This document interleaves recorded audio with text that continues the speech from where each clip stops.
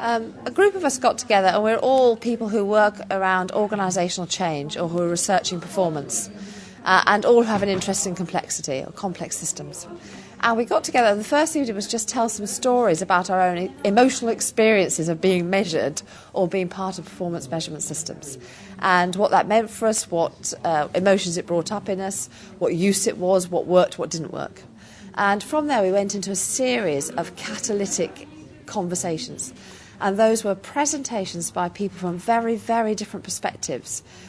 all taking complex systems as a starting point, but looking at different ways of how performance metrics have shaped and changed or could shape and change behaviour. And after each of those introductory catalytic perturbations or ways of getting us to think differently, we all had some dialogue and some quiet reflection individually. And then over the course of the day we started gathering together in our own heads and to some sense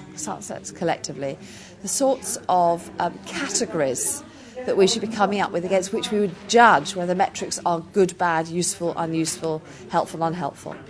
And then we went and had dinner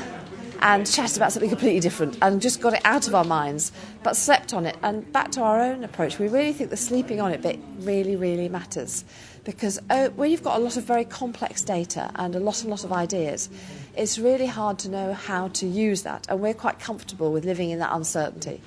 So we knew we had today, and there was a little uncertainty about can we possibly pull the cat out of the bag because we've got so much stuff here. But we know that if you sleep on it, it does clear your head, and in the morning you do come to a different place. And so this morning